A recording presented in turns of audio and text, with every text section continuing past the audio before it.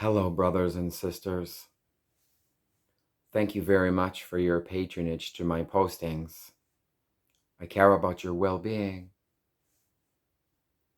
This video is going to be in English because it's very important to me. Thank you all for learning and respecting the English language. Because you have, I'm able to get this health information to you. So thanks again. In this video, I'm going to have a very open discussion about my personal perception on the Western diet. I'm very uncomfortable making this video. Thank you for appreciating that. What do I mean by the Western diet? I mean hormone-injected fast food, high sugar drinks, high caffeinated drinks, high salts, irresponsible eating.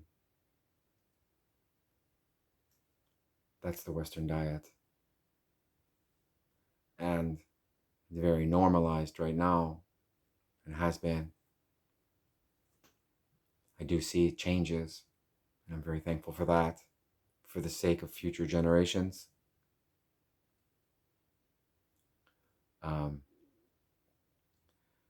I feel qualified to speak openly about this in this manner because I myself have removed all food addictions and have been living food addiction free for several years. I know the processes and I can explain them very realistically, practically. Additionally, the whole time I've been working towards and living on a nature-based consumption, and to be more direct, I do not consume secondary proteins or calciums or anything, any vitamins or minerals that I need to properly produce my own enzymes through my food are all consumed from the earth. I have not eaten an animal in a long time, or drink pop, or had medicine, or sickness. So in that, I feel qualified to speak about my true health discoveries openly in hopes of a healthier generation to come. I feel like globally, it doesn't matter what language you speak. It doesn't matter what your political belief is. We just want healthy children. Globally, we just want healthy children. And if you don't agree with that, I cannot agree with your perspective. And that may seem like a bold thing to say. However, our market very much so is flooded and normalized by a lot of very unnatural, harmful products. So, obviously, some people are not taking it as seriously. I encourage you to take it more seriously. Thank you for your interest in your own health.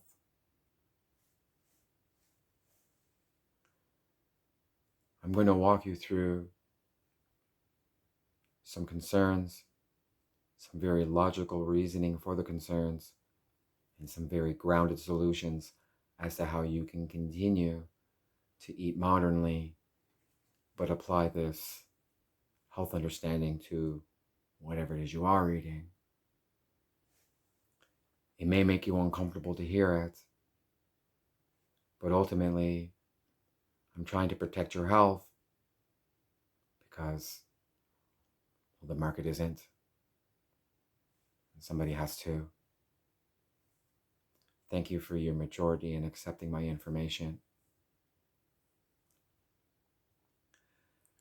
My biggest concern with the Western diet is your circulatory health.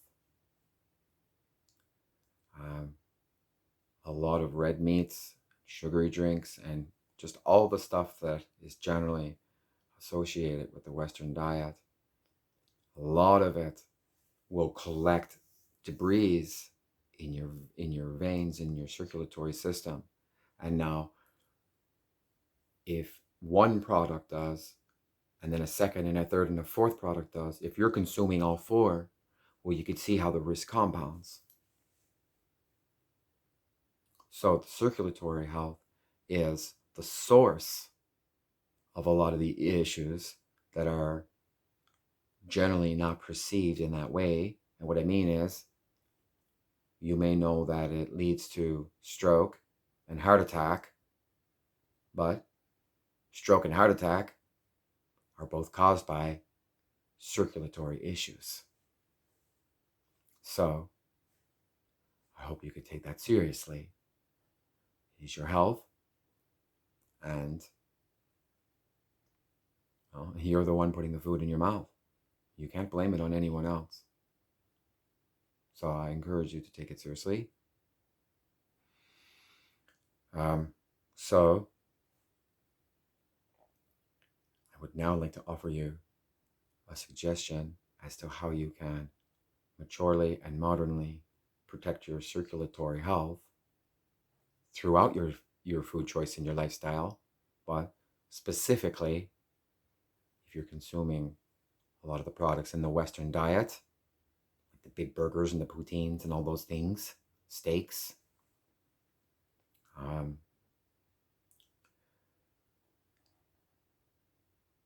As I just explained, the compounding issue, when you start putting a couple of the different products in at once, well, it very much so matters to your body if it's in that exact meal, because that exact meal is what your body has to go through, one at a time.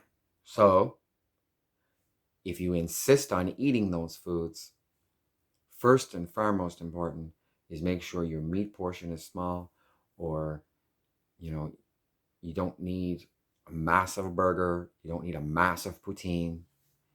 But the problem with that is you do need massive portions just to feel full, because there's zero richness. So you may think about decreasing the size of your fast food portion and thinking about how you're not going to be full.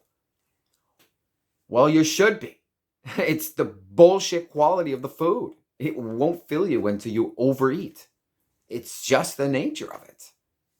It's an unnatural food, and it's injected with hormones. It's very empty. Your body knows it, even if you don't respect it. So, don't drink those sugary drinks at the same time as you're having your steak. Keep your steak small, keep your veggies big.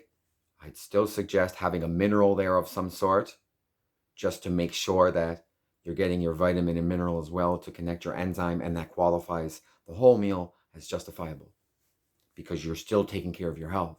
And to add to that, if you're drinking water, well, you're protecting your circulatory system from that exact meal in that exact moment. And when that meat goes into your stomach, or whatever it is goes into your stomach, well, that water is going to help your stomach properly digest it in that moment. If you want to have your pop or whatever it is you're going to have, well, I wouldn't suggest you drink pop anyway. But if you insist on drinking pop, drink it when you're not eating that.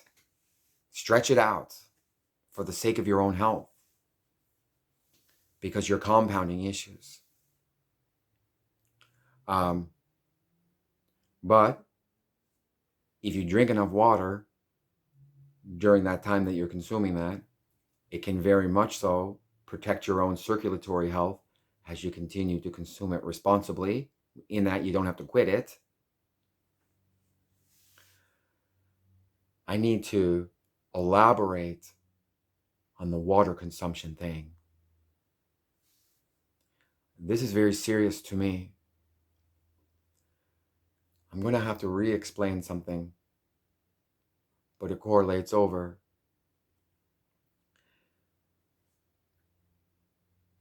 When your body needs certain vitamins or minerals, and it's asking for what it needs, and you don't give it to it for long enough, your body does not trust you to give it the proper things for its health.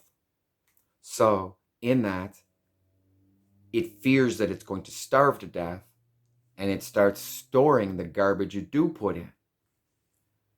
It's not feeling like it's starving to death because you're not feeding it. It feels that way because of what you're feeding it. So I feel that's perfectly logical. But to go back to the drink, you may be severely dehydrated, and you may need to drink more water than you would feel comfortable drinking, meaning it may just be an extra glass, and that could be enough. But without that extra glass, you're still dehydrated. Now, to correlate it to what I just said about the starvation thing,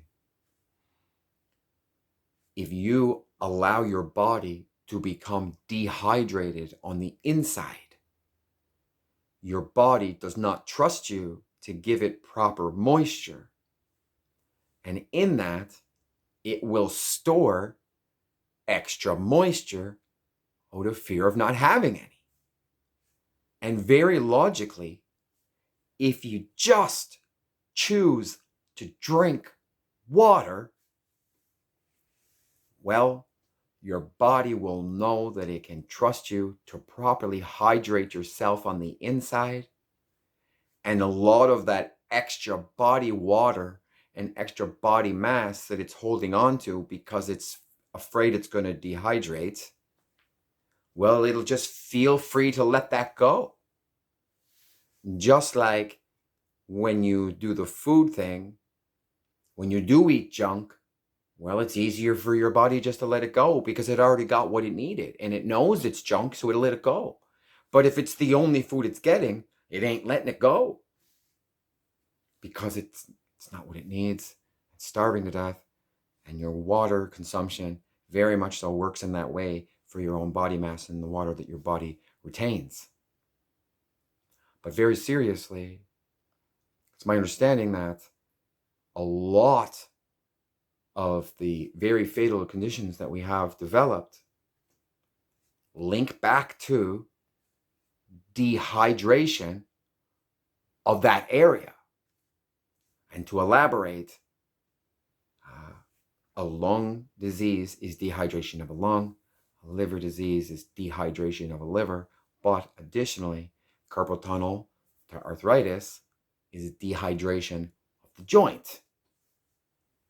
So, a lot of this links back to keeping your body properly hydrated on the inside. Drinking water guarantees circulatory health protection, stomach help. It'll help your stomach digest the food you do put in. And you're avoiding the risks from drinking those sugary bullshit drinks. So, I'm not going to tell you, drink this many glasses of water. But what I am going to tell you is, choose water. As often as you do drink, as often as you can, choose water. Avoid sugar drinks. And as far as I'm concerned, energy drinks shouldn't even be on the market.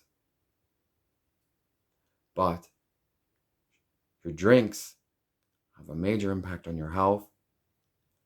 A drink can keep an addiction alive, a food addiction. It can be a drink with sugar in it now. It can be food with sugar in it later. That still keeps the sugar addiction alive as far as your body is concerned. Not everybody that consumes sugar is addicted, but a lot of people are and don't realize it because it's normalized. I hope that is health advice that you could take seriously. Obviously, the market is not going to protect our health, so I'm trying to. I feel like all that is very logical.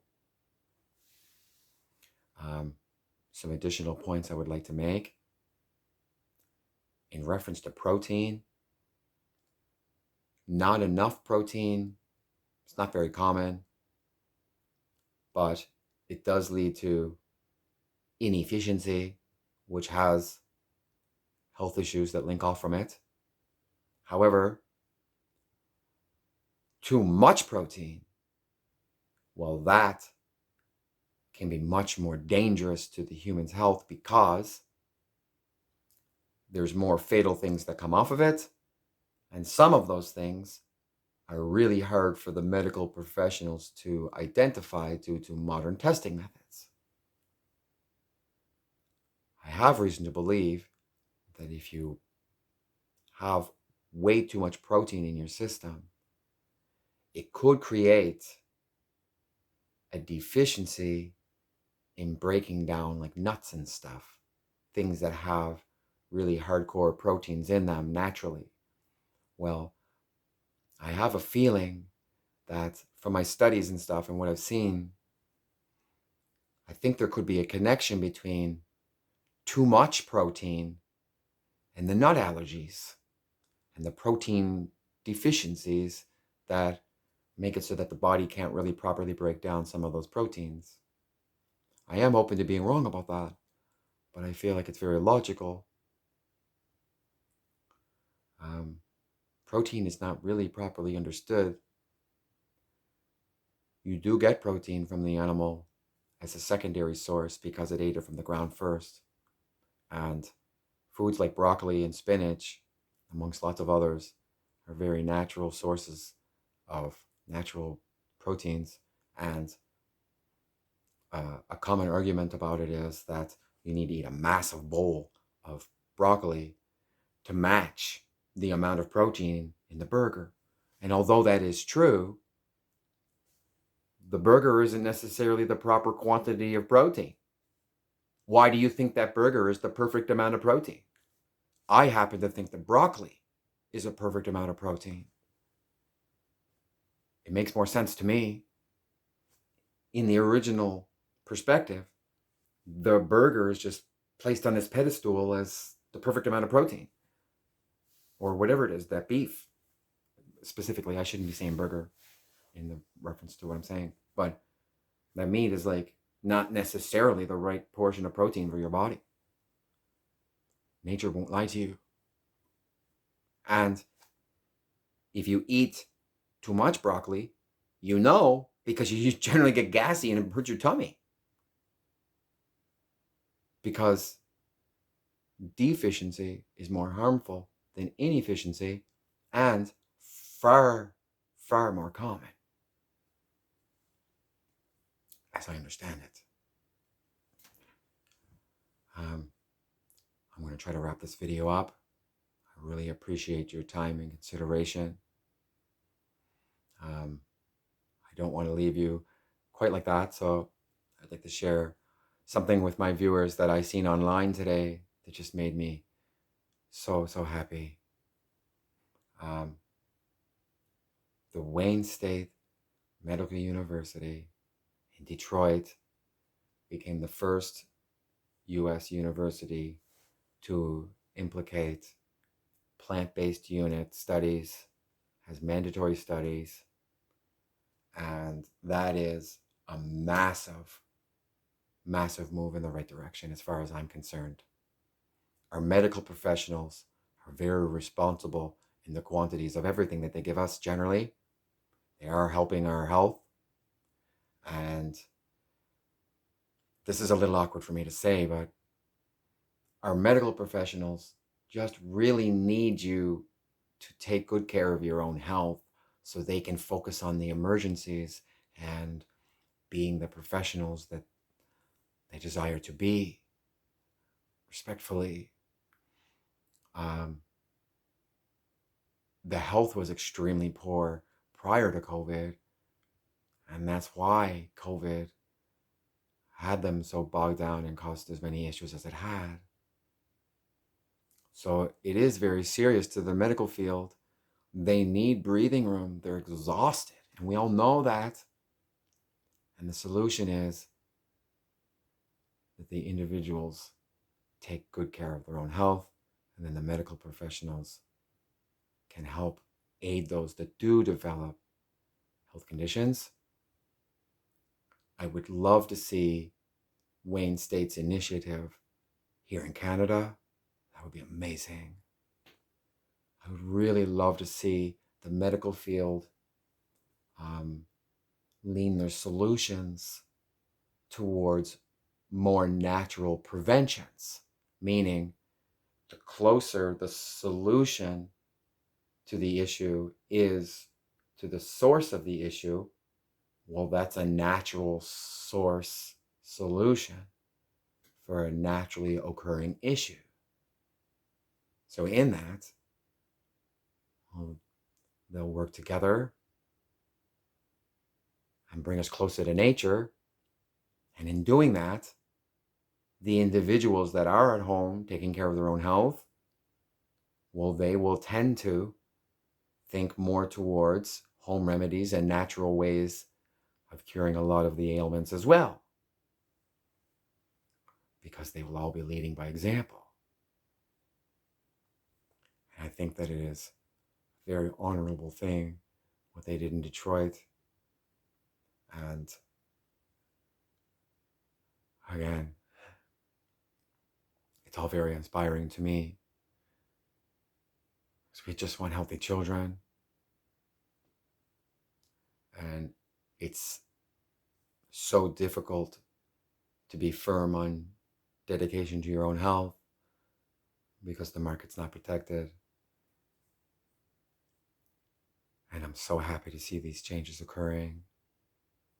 It means great things for the children of the future, because it's nature. Nature doesn't lie. We need that honesty in our food understanding, and we need that honesty in our medical field. And now we have it. So thank God for this moment. Thank you all again for learning and respecting the English language and for accepting all of my information maturely. I love you all. Peace and love to all of God's children, regardless of status, age, gender, or mother tongue, because we're all just human. Bye for now.